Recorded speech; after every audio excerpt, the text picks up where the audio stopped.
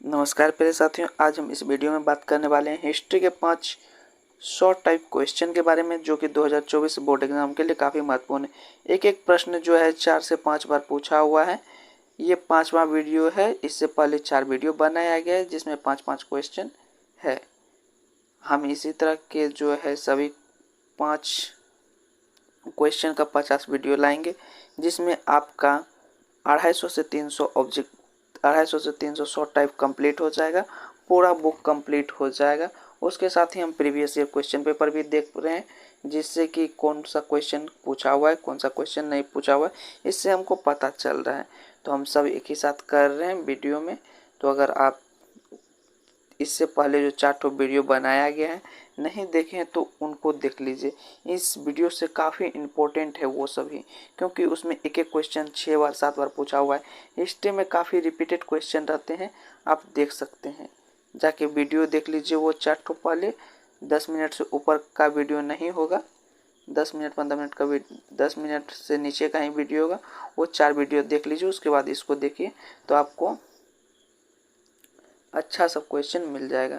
अगर आपको पीडीएफ लेना चाहते हैं तो व्हाट्सएप ग्रुप का लिंक दिया हुआ है, उस पर क्लिक करके आप ज्वाइन हो सकते हैं। आपको फ्री में पीडीएफ मिलेगा। तो वीडियो को शुरू करते हैं, बिना देरी करते हुए देखते हैं 21 नंबर का क्वेश्चन क्या है। 21 नंबर का क्वेश्चन है, कार्बन 14 की विधि से आप क्या समझते हैं। ये क्वेश्चन 2010, 15, 21, 22, 23 21 से लगातार पूछा हुआ क्वेश्चन है। इस बार भी पूछा गया था 2023 में, देख सकते हैं आप। तो इसका उत्तर है, तिथि निर्धारण की वैज्ञानिक विधि को जो है कार्बन 14 के नाम से जाना जाता है। वस्तुतः किसी जो जीवित वस्तु है उसमें कार्बन 14 की मात्रा, कार्बन 12 और कार्बन 14 की जो मात्रा है समान रहती है, यानी समान मात्रा में पाया जाता है। मृत्यु की जब उसका मृत्यु हो जाता है तो C12 जो है स्थिर रहता है, और उसके बाद जो कार्बन 14 होता है वह उसका क्षय होने लगता है, निरंतर क्षय होने लगता है। कार्बन का जो अर्ध आयु काल है वह क्या है, 5568 प्लस 90 वर्ष है। अर्ध आयु काल यानी जितना है उसका आधा कितना है, 5568 प्लस 90 वर्ष है। अर्थात इतने वर्षों में कार्बन 14 की मात्रा आधी रह जाती है। इतना वर्ष में कार्बन 14 की मात्रा क्या होती है, आधी रह जाती है। इस प्रकार वस्तु के काल की गणना की जाती है। जिस पदार्थ में कार्बन 14 की मात्रा जितनी कम होगी वो उतनी ही पुरानी मानी जाएगी। इसी के आधार पर जो है प्राचीन सभ्यताओं की तिथि निर्धारण किया जाता है। तो इसका जो आंसर आपको समझ में आ गया होगा। सीधा सीधा बोला जा रहा है कि जो तिथि निर्धारण की जो वैज्ञानिक विधि है, वैज्ञानिक विधि उसको किस नाम से जानते हैं, कार्बन 14। अगर कोई जीवित वस्तु है उसमें जो है कार्बन 12 और कार्बन 14 समान मात्रा में मिलता है, यानी बराबर मिलता है। जब मृत्यु होता है तो C12 वैसे का वैसे रहता है।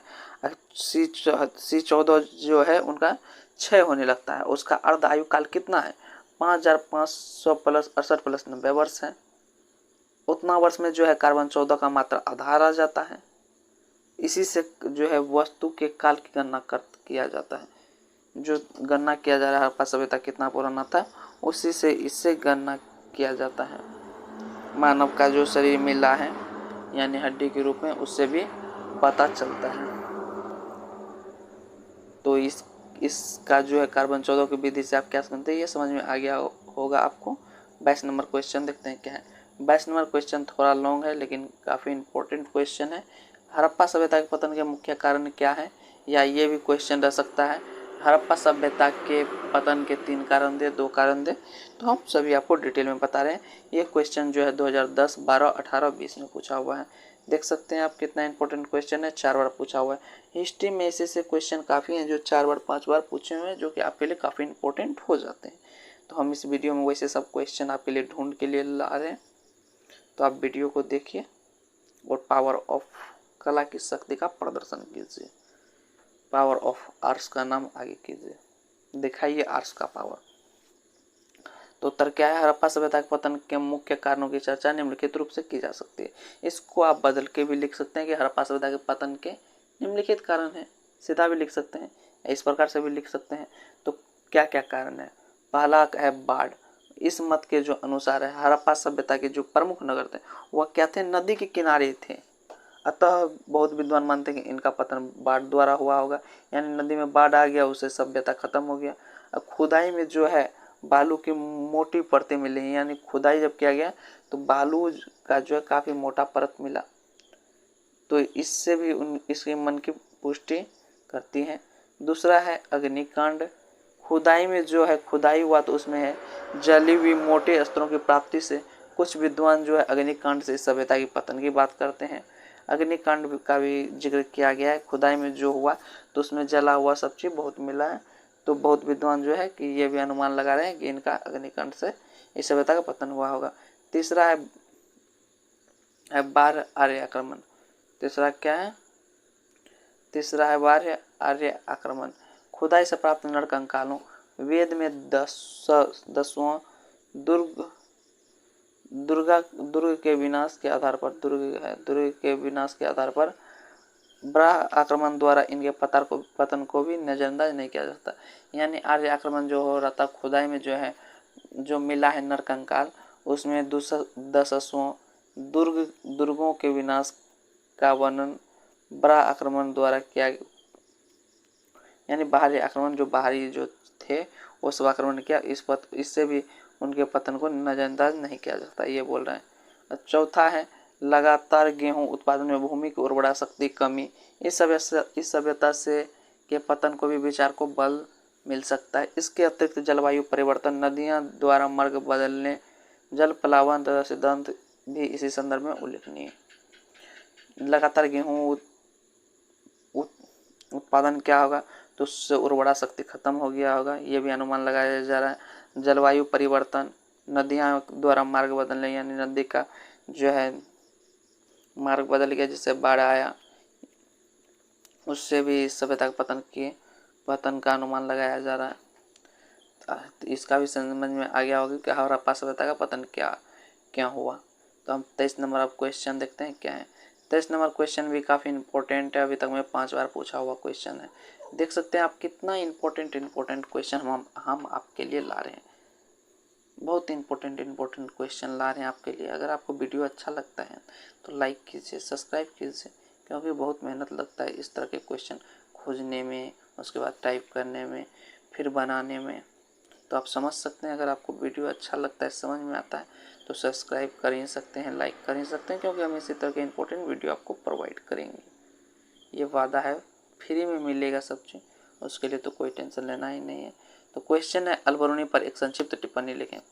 क्वेश्चन क्या है, आंसर क्या है? आंसर है अलबरूनी का जो जन्म है आधुनिक उज्बेकिस्तान के ख्वारिज्म के पास बेरू नामक स्थान पर हुआ था। यानी आधुनिक उज्बेकिस्तान जो है ख्वारिज्म के पास, ख्वारिज्म एक जगह का नाम है, बेरू नामक एक स्थान है, वहाँ 4 दिसंबर 1973 को हुआ था। ख्वारिज्म जो है शिक्षा का प्रमुख केंद्र था, एक ही था केंद्र, यानी प्रमुख केंद्र था। अलबरूनी ने जो है वहाँ से अच्छी शिक्षा प्राप्त की और एक विद्वान के रूप में क्या की, प्रसिद्धि प्राप्त की।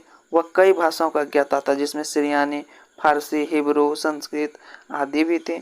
महमूद गजनवी, ये काफ़ी इंपॉर्टेंट हो जाता है, क्योंकि ये ऑब्जेक्टिव में कई बार पूछा हुआ है कि अलबरूनी जो है किसके साथ भारत आया था, तो ये महमूद गजनी के साथ महमूद गजनवी के आक्रमण के समय भारत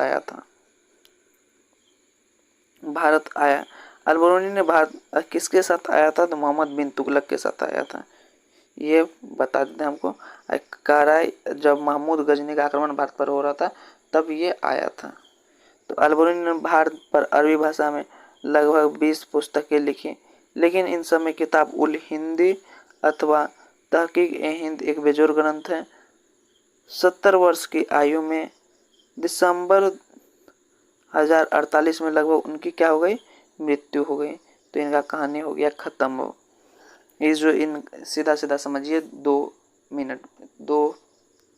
मिनट में, ज़्यादा नहीं लेंगे। अलबरूनी का जो जन्म है वह कहाँ हुआ था, आधुनिक उज्बेकिस्तान जो है वहाँ एक बेरू नामक स्थान है, वहाँ पर हुआ था 4 दिसंबर 1973 को। ख्वारिज्म में शिक्षा का प्रमुख केंद्र था, शिक्षा का जो है वह एक प्रमुख केंद्र था क्या, ख्वारिज्म में। वहाँ से जो है अच्छा पढ़ाई किया और एक विद्वान के रूप में ख्याति प्राप्त कर ले। उसको जो है अलबरूनी को बहुत भाषा आता था, बहुत भाषा का ज्ञान था। वह था सिरियानी, फारसी, हिब्रू, संस्कृत, ये सभी भाषा था। जब महमूद गजनवी भारत पर आक्रमण कर रहा था तब अल-बरूनी भारत आया था। उसका जो 2 ग्रंथ है, तहकीक-ए-हिंद और किताब उल हिंद, ये काफ़ी बेजोड़ ग्रंथ है। ये ऑब्जेक्ट में पूछा गया है कई बार। तो इनका जो मृत्यु है कब हो गया, 10 दिसंबर 70 वर्ष की आयु में सितंबर 1048 में इनकी लगभग मृत्यु हो गई। अब 24 नंबर क्वेश्चन है, रैयत वाली भू राजस्व बंदोबस्ती व्यवस्था को विशेषताओं पर प्रकाश डालें।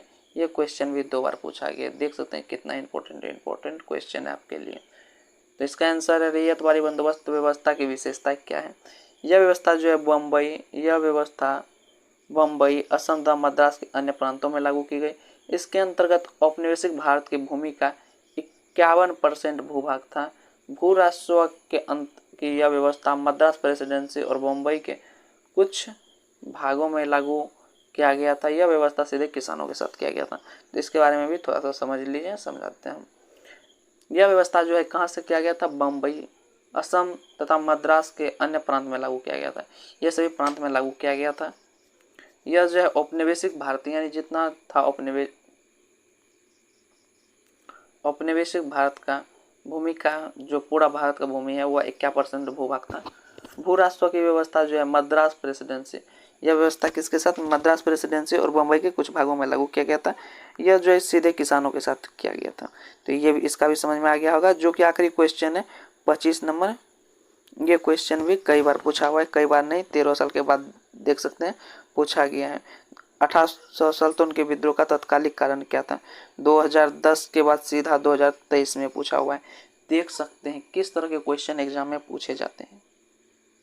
इसीलिए इस चैनल पर जो भी बताया जा रहा है आप स्क्रीनशॉट ले लीजिए या ग्रुप पे फ्री में PDF मिल रहा है वहाँ से याद कर ही लीजिए। हम इसमें 50 से 60 क्वेश्चन के आसपास ऐसा होगा जो कि 2 बार से ऊपर पूछा हुआ है। हिस्ट्री में, ज्योग्राफी में 30-40 के आसपास होगा, पॉलिटिकल में भी 30-40 के आसपास होगा, लेकिन हिस्ट्री में काफ़ी रिपीटेड होते हैं क्वेश्चन। तो जो जो क्वेश्चन बताया जा रहा है उसको तैयार आप कर लीजिए। एग्जाम में लगभग वही सब क्वेश्चन आएंगे, क्योंकि जो ज़्यादा बार पूछा जा रहा है वो काफ़ी इंपॉर्टेंट हो जाता है, उसी सब क्वेश्चन को रिपीट ज़्यादा होता है। तो यह जो 18 सुल्तान के विद्रोह का तत्कालिक कारण क्या था, वहाँ 18 सुल्तान में जो है मेरठ छबानी में सैनिकों को जो प्रयोग करने के लिए दिया जाता था बंदूक, उसमें जो कारतूस होता था उसमें उस जंग नहीं लगी, उसके चलते क्या करता था, दांतों से जिन्हें इस तरह से समझिए, 18 सुल्तान में मेरठ छबानी में सैनिकों को प्रयोग करने के लिए कारतूस दिया गया था, जिन्हें प्रयोग करने से पहले क्या करना पड़ता था, दांत से खींचना पड़ता था। अफवाह थी कि इन पर गाय एवं सूअर की चर्बी लगी हुई है। अपना धर्म भ्रष्ट होने के भय से हिंदू मुसलमान ने इनका प्रयोग करने से इनकार कर दिया और विद्रोह पर उतारू हो गए। ये अफवाह नहीं थी, ये लगभग सही बातें थी कि कारतूस जो है उसको खींचने से पहले जो दांत से खींचना पड़ता था वह सूअर और गाय की चर्बी लगी हुई थी। ये बात लगभग सही है। तो धर्म भ्रष्ट होने के डर से जो है हिंदू के लिए गाय और मुसलमान के लिए सूअर, समझ ही सकते हैं इस तरह का होता है। तो ये सभी का दोनों का धर्म भ्रष्ट कर रहा था ये अंग्रेज लोग, तो ये सब भड़क गए और विद्रोह के लिए उतारू हो गए। तो ये इस क्वेश्चन का भी समझ में आ गया होगा तत्कालिक कारण क्या था। तत्कालिक कारण था वही जो बंदूक प्रयोग करने के लिए दिया जाता, तो बंदूक का अगर नाम लिखना होगा तो इनफील्ड है, क्या नाम है, इनफील्ड। तो ये भी आपको समझ में आ गया होगा। वो जो है उसमें कारतूस रहता था, उसको दांत के से खींच के तब लगाना पड़ता था, और कारतूस इसलिए लगाया जाता था कि गोली में जंग नहीं लगे। तो समझ में आ गया होगा इसका भी आंसर आपको। तो अगर PDF चाहिए तो व्हाट्सएप ग्रुप में जुड़ जाइए। तो साथियों, हमने इस वीडियो में 5 ऐसे प्रश्न देखे जो कि 5 बार से ऊपर पूछा हुआ है, जो आपके लिए काफ़ी महत्वपूर्ण रहेंगे 2024 बोर्ड एग्जाम के लिए। यही सब क्वेश्चन में से रिपीटेड होता है, तो आपके लिए कोई टेंशन नहीं लेना है। आपको सब क्वेश्चन इसी में से रहेंगे। जो हमारा 300 करवाएंगे शॉर्ट टाइप, उसी में से आपका 30 क्वेश्चन देता है, उसमें 15 बनाने के लिए बोला जाता है। तो 15 क्वेश्चन आपका आराम से आप इन सब वीडियो को देख के आप कवर कर लेंगे और बनाएंगे भी, वहाँ हमको जहाँ तक उम्मीद है। अगर आपको वीडियो अच्छा लगा है तो लाइक कीजिए, सब्सक्राइब कीजिए, कमेंट कीजिए, अपने दोस्तों के साथ भी शेयर कर दीजिए। अगर आपको PDF चाहिए तो व्हाट्सएप ग्रुप में जुड़ जाइए। मिलते हैं अगले वीडियो में इसी तरह के important objective and subjective video के साथ। धन्यवाद प्यारे साथियों, धन्यवाद। मिलते हैं अगले वीडियो में।